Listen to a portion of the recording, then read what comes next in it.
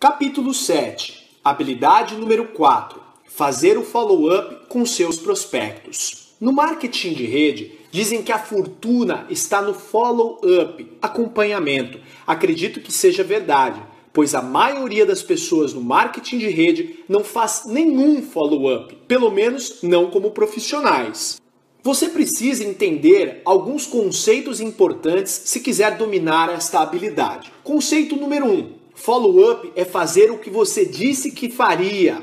Se você diz que vai ligar em um horário específico, faça isso. A profissão do marketing de rede é cheia de pessoas que ficam super animadas em um instante e logo em seguida deixam de agir. Desenvolva seu negócio com um calendário físico ou eletrônico.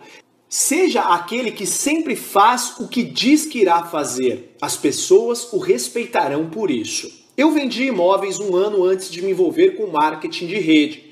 Meu pai e eu éramos sócios de uma empresa. Um dia eu estava no escritório e um senhor chamado Chuck Aycock chegou para uma reunião às 10 horas com o meu pai. Eram 9h55 e meu pai ainda não estava no escritório. Cumprimentei Chuck e disse a ele que certamente meu pai chegaria logo.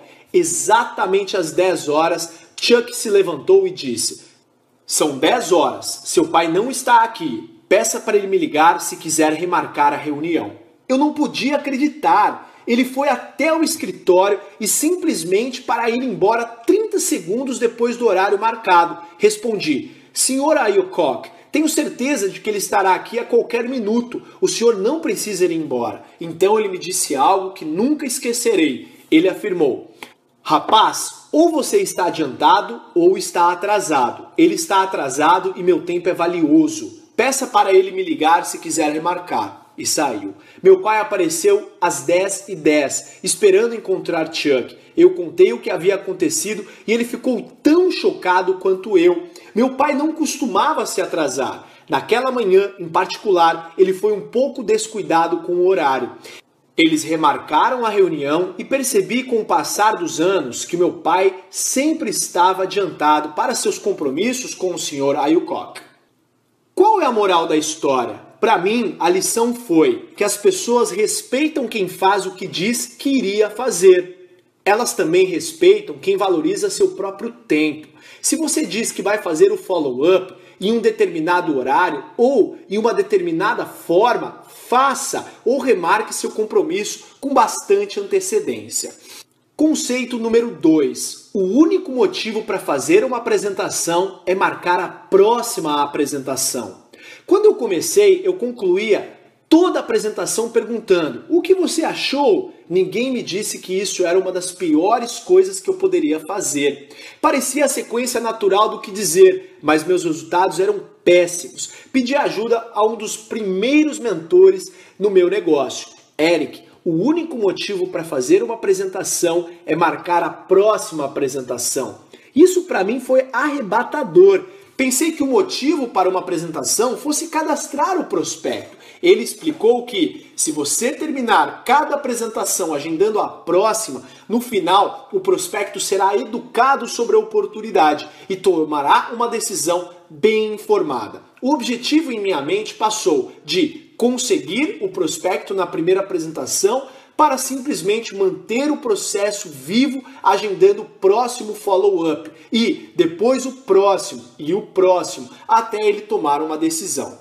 Quando fiz essa pequena mudança, meus resultados melhoraram dramaticamente. Falamos nos capítulos anteriores sobre como convidar seu prospecto de forma profissional para conhecer o que você tem a oferecer. Ao final desse processo, comentamos vários passos para agendar a próxima apresentação, ou seja, sua ligação de follow-up. Esse foi seu próximo compromisso. Ao fazer a ligação, você vai perguntar se o prospecto analisou o material. Ele dirá: não tive tempo, ou sim, analisei. Em ambos os casos, vamos falar sobre como você vai marcar a próxima apresentação. Se ele disser que não teve tempo de analisar o material, é importante que você não mostre seu descontentamento com sua falta de comprometimento. Parece brincadeira, mas muitas pessoas simplesmente falam para seus prospectos: "Mas você tinha dito que viria com certeza." Obviamente, isso não ajuda a criar aquele bom relacionamento que você está buscando. A melhor forma de responder é: não tem problema, entendo que às vezes a vida é um pouco corrida. Quando você acha que terá visto com certeza?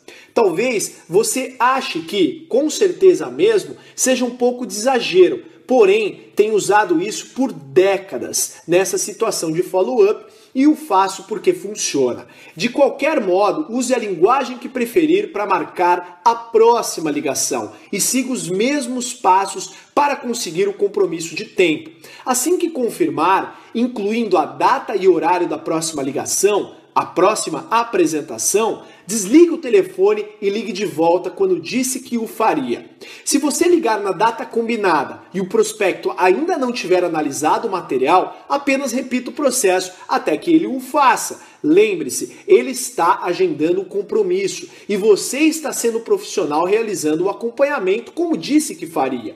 Se você ligar para o prospecto e ele disser que sim, que analisou o material, então é hora de fazer algumas perguntas inteligentes. Primeiro, você não vai perguntar o que você achou. Isso simplesmente convida a parte crítica da mente dele para criar objeções que pareçam inteligentes. A melhor pergunta que já usei no follow-up é: do que você mais gostou?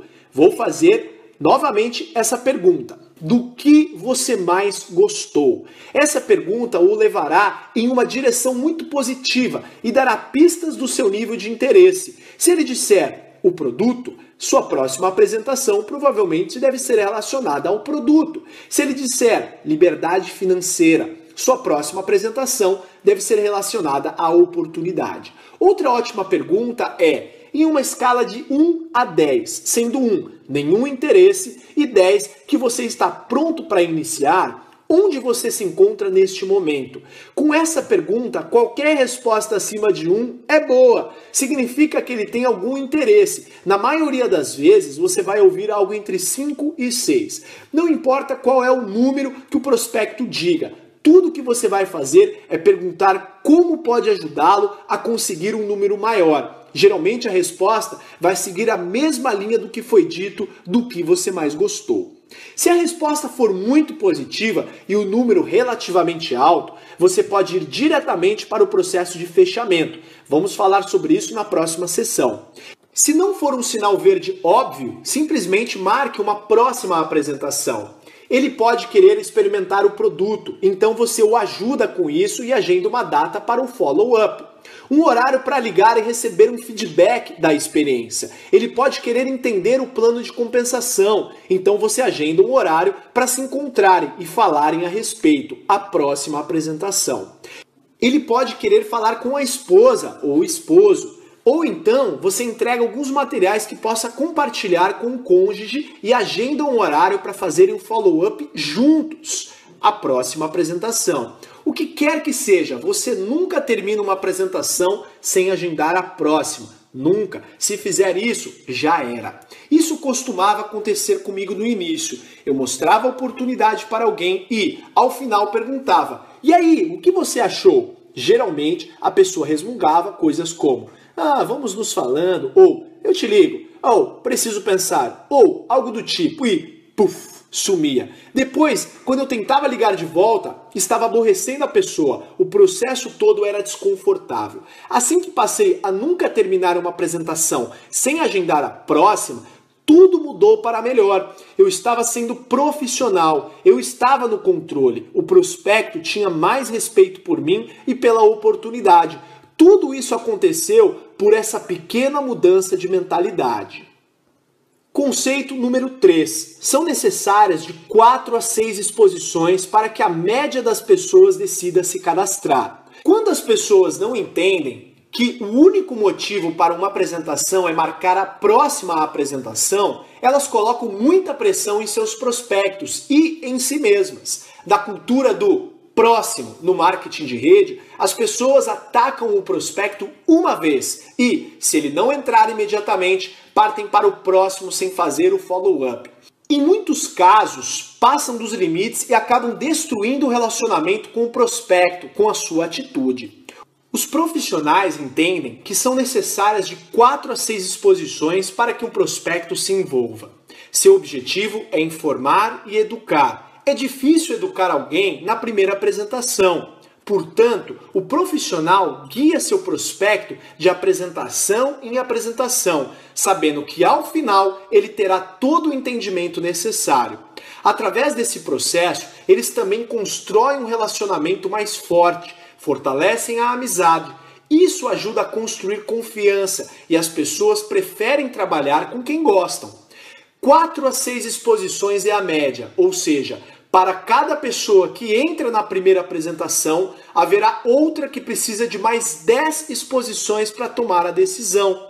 Nunca se sabe. Algumas das melhores pessoas do marketing de rede foram prospectadas durante anos até tomarem a decisão de participarem da oportunidade. Mantenha o senso de urgência, mas seja paciente. Conceito número 4. Condense as exposições para melhores resultados. Os posers prospectam alguém uma vez e seguem em frente. Os amadores prospectam alguém por meio de diversas exposições ao longo do tempo.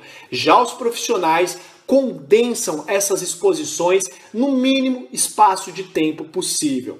As pessoas vivem ocupadas e são constantemente distraídas pela vida.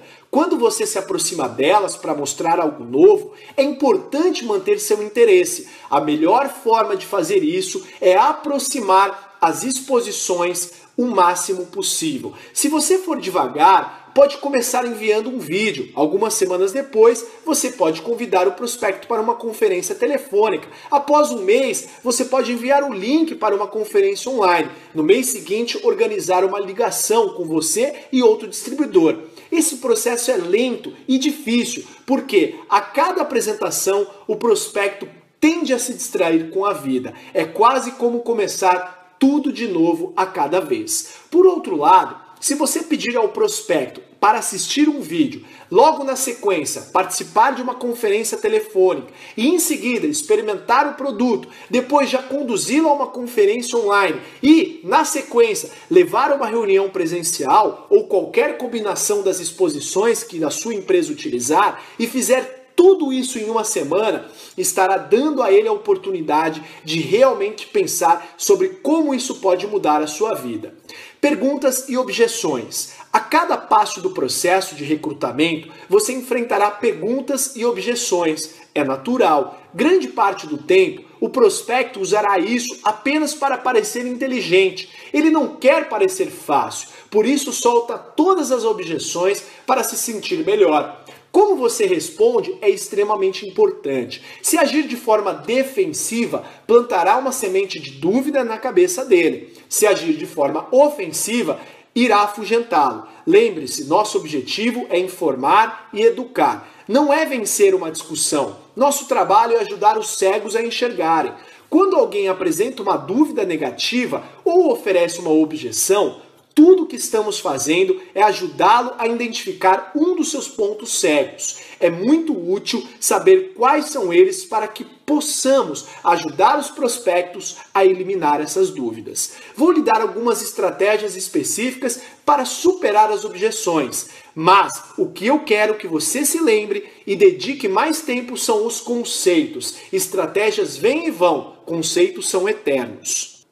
Descobri que objeções sempre caem em uma de duas categorias. A primeira é a crença limitante do prospecto em suas habilidades. Ele não sabe se terá sucesso. A segunda é uma crença limitante no marketing de rede. Ele não sabe se o marketing de rede irá ajudá-lo a conquistar seus sonhos na vida.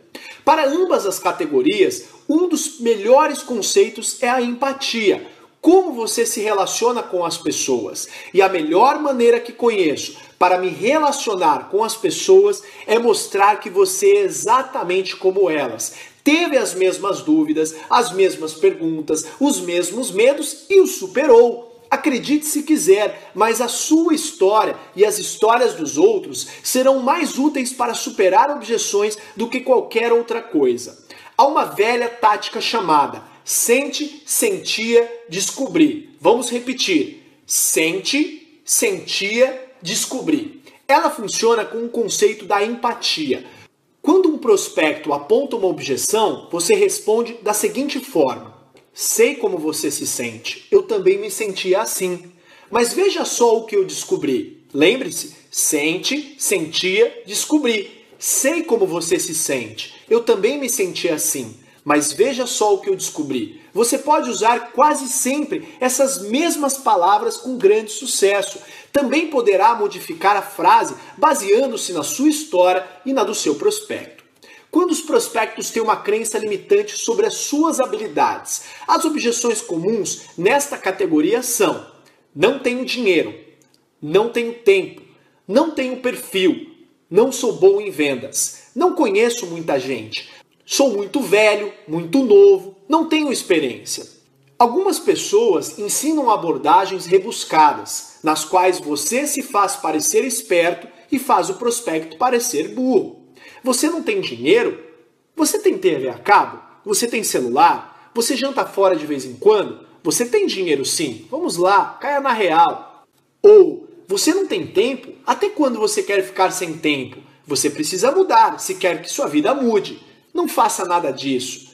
Como você se sente ao ler isso? Como se sentiria se alguém lhe dissesse essas palavras? Muito mal, não é mesmo? Uma abordagem melhor é se identificar com a pessoa e contar a sua história. Quando alguém lhe diz, não tenho dinheiro neste momento, eu respondo, tive exatamente este mesmo desafio. Eu não tinha dinheiro suficiente para pagar as minhas contas, quanto menos para começar um novo negócio. Mas quando pensei nisso, percebi que, se não tinha dinheiro agora para pagar as minhas contas, como eu poderia mudar essa realidade no futuro? Eu estava cansado de ficar para trás. Eu estava cansado de não sair do lugar. Eu queria mais. Então, sabe o que eu fiz? Dei um jeito. E foi a melhor decisão que tomei. Deixe-me fazer uma pergunta. Se você realmente achasse que houvesse uma chance de controlar seu futuro financeiro, você acredita que poderia encontrar uma forma de fazer acontecer? Em 9 a cada 10 vezes, o prospecto concorda que poderia encontrar uma forma. Mais uma vez, esqueça as palavras exatas e foque no conceito. Eu disse que passei pela mesma situação, que tive a mesma objeção. Contei sobre a minha dor e falei que encontrei um jeito de resolvê-la. Automaticamente nos conectamos, houve uma identificação entre nós. Estávamos no mesmo barco, com os mesmos sonhos e aspirações. E se eu não tivesse uma história pessoal que se comparasse à história dele, eu contaria a história de outra pessoa. Existem muitas histórias na sua empresa que você pode relacionar praticamente a qualquer situação. Quando um prospecto apontar sua objeção, você pode responder: sei o que você quer dizer. Tenho um amigo que passou exatamente pelo mesmo problema. Vou lhe contar a história dele. Você pode perceber como essa abordagem funciona com todas as objeções baseadas nas crenças limitantes de alguém sobre si mesmo e sobre a vida? O conceito é simples, é comprovado e os resultados são incríveis. Quando as pessoas têm crenças limitantes sobre o marketing de rede? Essa categoria inclui: o que é marketing multinível? Isso é uma daqueles esquemas? Isso é pirâmide? Não tenho interesse em marketing de rede. Não quero incomodar meus amigos. Quanto que você está ganhando? Vamos começar com aquela que coloca medo no coração da maioria das pessoas na nossa profissão. Isso é marketing multinível? Ou variações como: isso não é um daqueles esquemas, não é? Isso é pirâmide? Não tenho interesse em marketing multinível. Alguns surtam ao ouvirem essas perguntas, dizendo: pirâmide? Como toda empresa no mundo, como governo, que tem uma hierarquia. Em vez de surtar com seus prospectos, é importante entender de onde vem essa pergunta. Minha experiência mostrou que quase todos conhecem alguém que entrou e não teve sucesso, ou eles mesmos entraram. Geralmente, apenas compraram um bilhete de loteria virtual, como descrevi anteriormente, e não tiveram retorno. Essa hipótese representa mais de 90% das pessoas que fazem esse tipo de pergunta. O restante ouviu falar de oportunidades como essa e, como todo o direito, são céticos com a promessa de enriquecer rapidamente. Se o prospecto faz essa pergunta com certa emoção, sei que já se envolveu em algum momento, por isso digo: ei, espere aí, você tem uma história. O que aconteceu? Você já se envolveu com o marketing de rede? Deixe-o relatar sua história. Isso abre a cabeça. abaixa as defesas e permite que você faça perguntas sobre a experiência que ele teve. Vou dar um exemplo típico. Estou fazendo um convite quando o prospecto diz: "Espere aí, é marketing multinível?" E pergunta com emoção. "Ah", eu respondo, "você tem uma história. Você já tentou em algum momento? O que aconteceu?" "Sim", ele diz, "entrei em uma empresa há alguns anos, comprei os produtos e perdi meu dinheiro." Então pergunto: "Qual você acha que foi o motivo para não ter tido sucesso?" "Bem", ele continua, "meu amigo me convenceu a entrar. Eu não tinha muito tempo e achei que mais pessoas entrariam, mas elas não entraram. Acho que perdi o interesse." "Você acha que deu o seu máximo?" pergunto. "Não, acho que não", ele responde. Então lanço outras perguntas. "Você acha que o marketing de rede foi o problema? Ou você acha que talvez não fosse o melhor momento para você?" "Deve ter sido o momento", ele conclui. Percebe a dinâmica? Tive milhares de conversas assim, e cada uma foi um pouco diferente da outra. Mas, se você fizer algumas perguntas e for amigável durante o processo, tem uma grande chance de ajudar o prospecto a se livrar do preconceito e ver o que você tem a oferecer. Além disso, é possível se identificar com ele, relatando que possuía a mesma objeção inicialmente e contando como a superou. Se alguém usa a palavra pirâmide, comigo eu sempre digo: "Ah não, esquemas de pirâmide são ilegais e eu nunca me envolveria com uma atividade ilegal." Para as pessoas que perguntam sem um tom emocional, eu geralmente respondo: "Sim, é marketing de rede. O que você sabe sobre isso?" Novamente, estou fazendo perguntas e esperando respostas. A partir dessas respostas, faço mais perguntas e, através do processo, consigo atingir meu objetivo de educação e entendimento. "Não quero incomodar meus amigos." Essa é uma outra objeção. Esse argumento é um pouco diferente. Mais uma vez, estabeleça a conexão contando minha história ou a de alguém. E faça as perguntas como: "Por que você acha que realmente incomodaria seus amigos?" Ou: "Se você realmente acreditasse no produto, contaria aos seus amigos sobre ele?" E: "Se eu pudesse lhe mostrar como compartilhamos esse produto sem parecer uma venda, isso ajudaria?" A última pergunta da lista é: "Quanto você está ganhando?" Se você já estiver ganhando dinheiro, essa é uma ótima pergunta. Se não estiver, sua resposta depende de quanto tempo faz que está envolvido. Se você for novo, pode dizer que acabou de começar. Se entrou faz pouco tempo e ainda não está ganhando muito, pode dizer que está trabalhando em tempo parcial e já está animado com o seu futuro. Você também pode dizer que está empolgado quanto ao seu futuro na empresa, porque sabe que as coisas não mudariam se você não fizesse algo para mudá-las. Outra forma de responder é contar a sua história e depois contar histórias de pessoas que conhece que estão ganhando um bom dinheiro. Você pode até sugerir dar um telefonema para uma dessas pessoas, a fim de que o prospecto se sinta mais confortável com a oportunidade.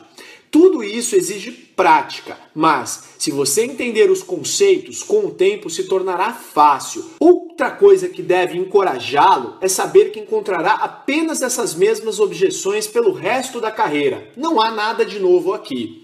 O que listei neste capítulo dá conta de tudo. Lembre-se, nosso objetivo é educar e informar. Essa é uma parte do processo que transforma esse objetivo em realidade.